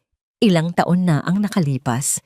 Isang kondisyong, ayon sa mga eksperto, ay maaaring makaapekto sa kanyang kakayahang mag-alaga ng mga bata. Nanlaki ang mga mata ni Luningning, isa na namang kasinungalingan. Kailanman ay hindi siya nagpatingin sa isang psychiatrist. Ang dokumentong yon ay peke. Sa dulo ng lahat ng paninira at kasinungalingan, may isang bagay na hindi kayang bilhin ng pera o sirain ng kapangyarihan, ang katotohanan. Ngayon, sa harap ng korte at sa bingit ng pagkatalo, isang ina ang titindig, hindi para ipagtanggol ang kanyang sarili, kundi para ipaglaban ang tunay na kahulugan ng isang pamilya. Ang huling hatol ay malapit ng igawad. Ito na ang pinakatampok na bahagi ng ating kwento. Ang pekeng medical record ay parang isang bombang sumabog sa gitna ng korte. Isang huling pako sa ataol ng kanyang depensa. Nakita ni Luningning ang ngiti ng tagumpay sa mga labi ni Attorney Salcedo at ang malamig na kasiyahan sa mga mata ni Don Valeriano. Ito na ang katapusan. Miss Paredes, sabi ng hukom, ang boses ay seryoso at may bahid ng pag-aalala. Mayroon ka bang gustong sabihin tungkol sa ebidensyang ito? Lahat ng mata ay nakatuon sa kanya. Ang kanyang abogado ay bumulong. Pinapayuhan siyang itanggi ito.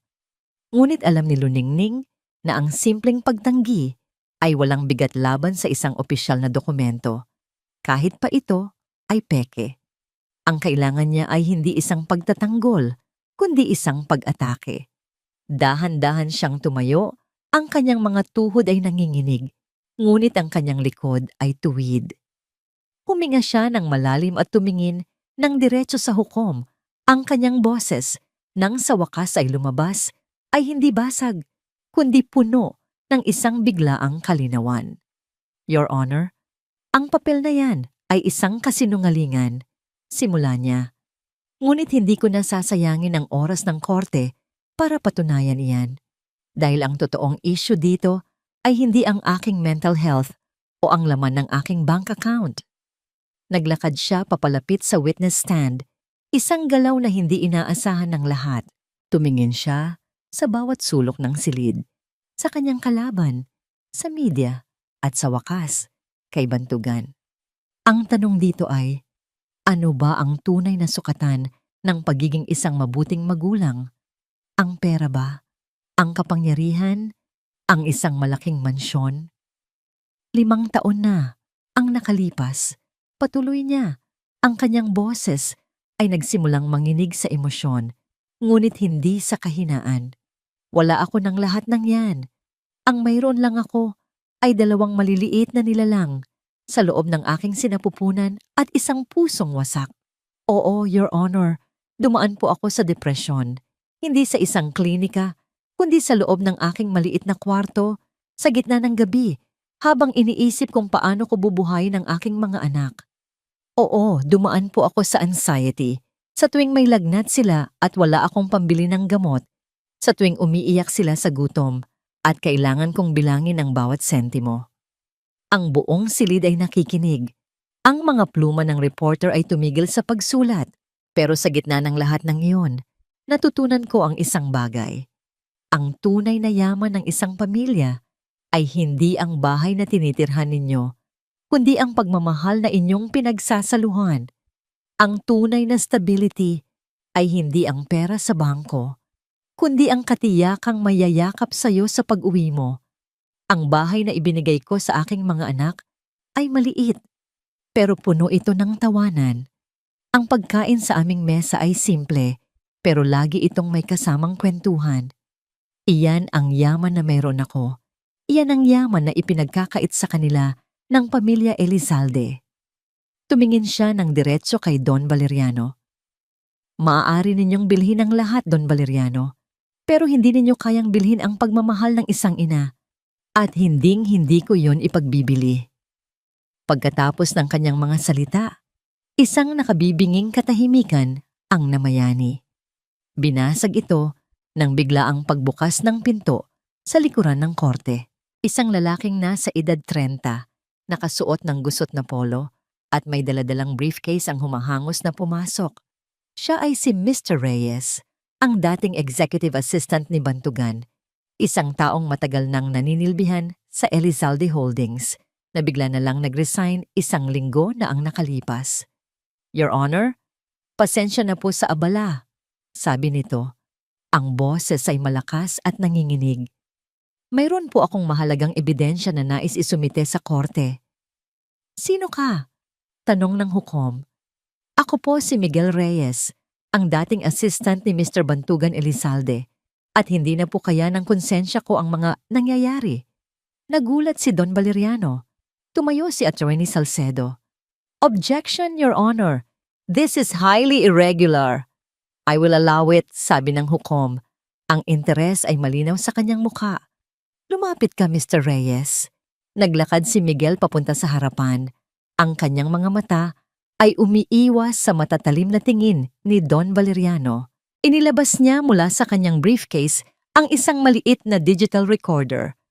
Noong nakaraang linggo po, inutusan ako ni Don Valeriano na makipag-ugnayan sa isang doktor para gumawa ng pekeng medical record para kay Miss Paredes, sabi niya. Ang kanyang boses ay buo na ngayon.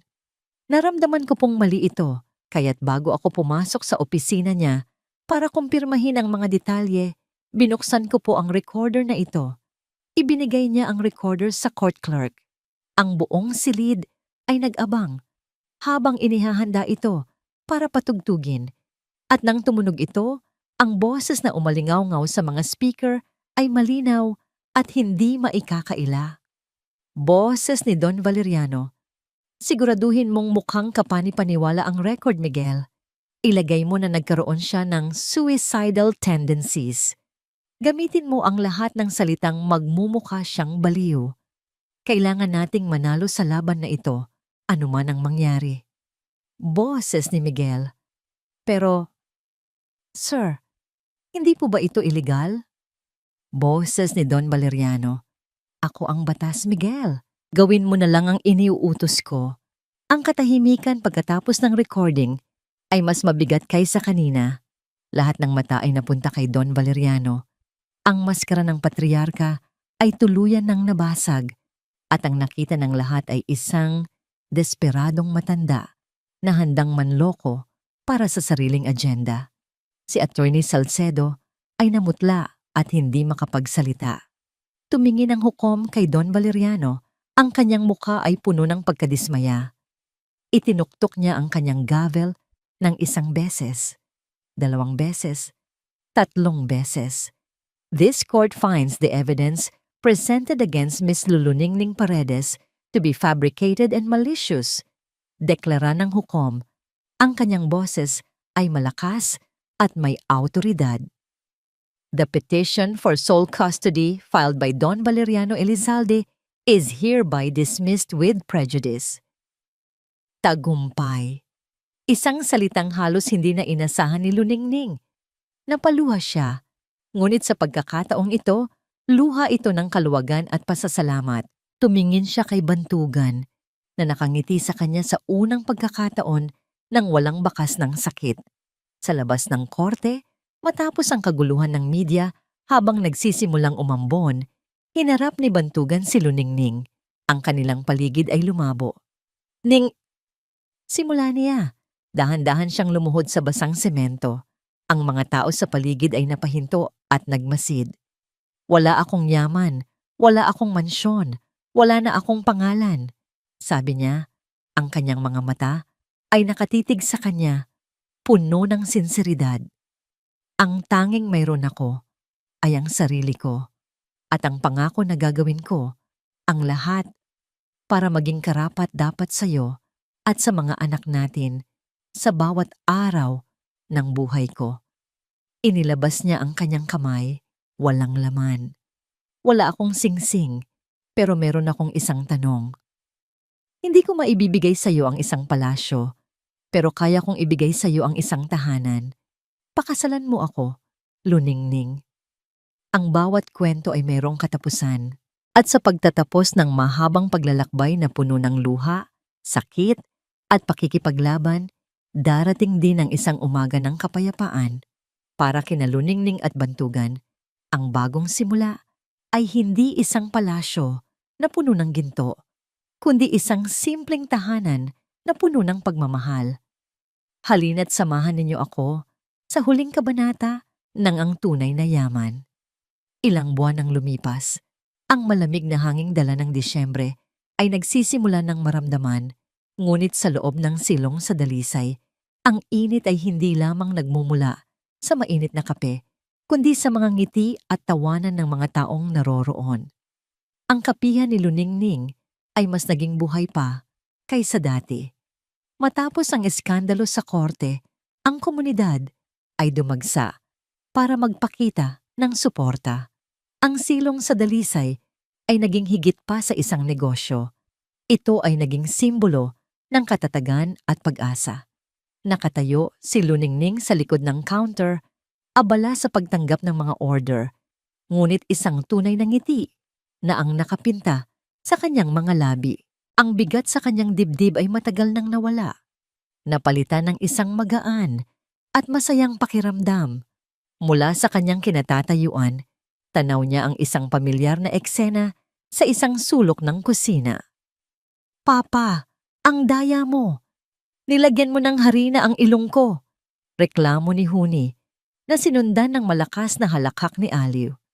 Doon, sa gitna ng mga gamit sa pagbebeki, nakatayo si Bantugan, suot ang isang apron na may nakasulat na "Kiss the Cook."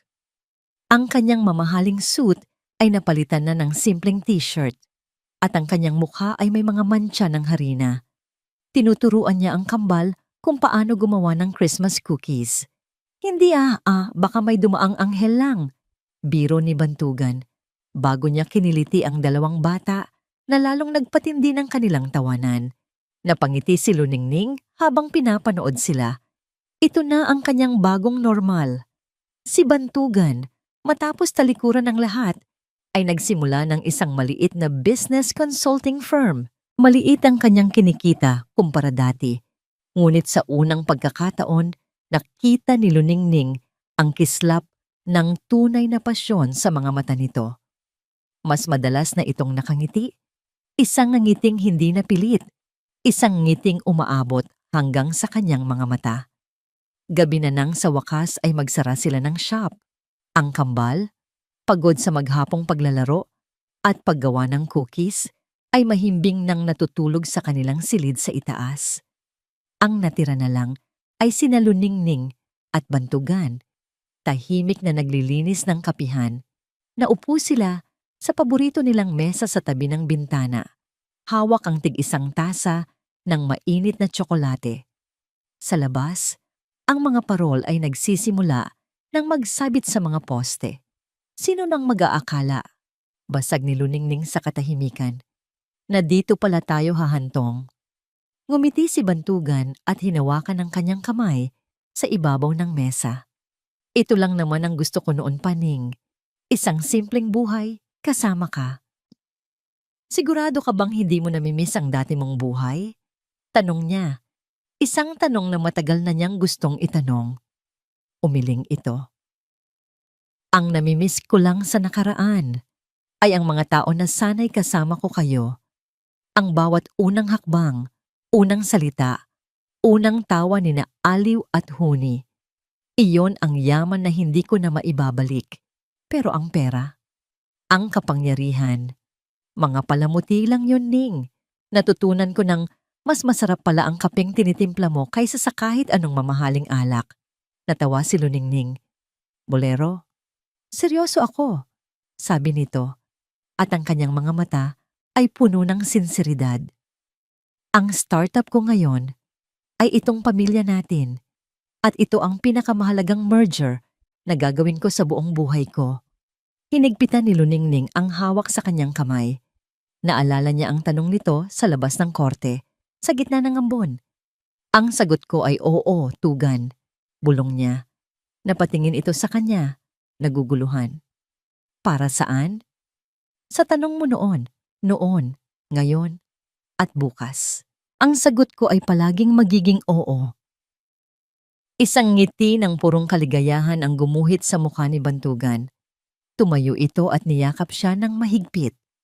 Sa yakap na yon, naramdaman ni Luningning na sa wakas, buo na siya. Kinabukasan, inilabas nila ang isang maliit na Christmas tree para sa kapihan. Simple lang ito. Pinalamutian ng mga mumurahing bola at mga parol na gawa sa papel na ginawa ng kambal. Para sa huling palamuti, inilabas ni Bantugan ang isang bituin na kumikinang. Okay, team. Oras na para sa pinakamahalagang parte. Masayang sabi ni Bantugan. Binuhat niya si Aliw sa isang balikat at si Huni sa kabila. Sabay nating ilagay ang bituin sa tuktok. Magkahawak kamay ang apat. Si Bantugan, si Luningning, at ang kambal. Habang sama-sama nilang inilalagay ang bituin sa pinakatuktok ng puno. Nang ito'y mailagay, tila nagliwanag ang buong lugar. Ang liwanag nito ay sumasalamin sa masayang mga mata ng kanilang pamilya. Isang pamilyang sinubok ng panahon, winasak ng kasinungalingan, ngunit muling binuo ng pagpapatawad at pagmamahal. At sa sandaling iyon, sa loob ng kanilang munting kanlungan, sa gitna ng amoy ng kape at ng mga bagong lutong cookies, nahanap na nila ang lahat, ang tunay na yaman. At dito po nagtatapos ang kwento nina Luningning at Bantugan, isang kwentong nagpapaalala sa atin na ang tunay na yaman ay hindi nasusukat sa dami ng salapi, kundi sa tibay ng pamilya, sa lakas ng pagpapatawad, at sa tapang na piliin ang tama, kahit na ang kapalit nito ay ang lahat ng bagay na kinasanayan mo na. Ipinakita sa atin ng kanilang paglalakbay na ang pinakamahalagang kayamanan sa mundo ay ang isang tahanang puno ng pagmamahalan at kapayapaan. Maraming salamat po sa inyong walang sawang pagsubaybay sa kwentong ito. Sana po ay napulutan ninyo ng aral at inspirasyon ang kanilang salaysay. Nais po naming marinig ang inyong mga saloobin. Ano po ang paborito ninyong bahagi ng kwento? At anong uri naman ng kwento ang gusto ninyong mapakinggan sa susunod? I-comment lamang po sa ibaba. Hindi dito nagtatapos ang ating paglalakbay. Marami pa pong kwentong kasing ganda at mas puno ng aral dito sa aming channel. Kung nagustuhan nyo ang kwentong ito, i-like, i-share sa pamilya at mga kaibigan, at mag-subscribe na rin para lagi kayong updated sa mga susunod pa naming kwento. I-click nyo ang notification bell para kayo ang unang makarinig kapag may bago kaming upload. Pagpalain po kayo ng Panginoon, kayo at ang inyong buong pamilya. Hanggang sa muli!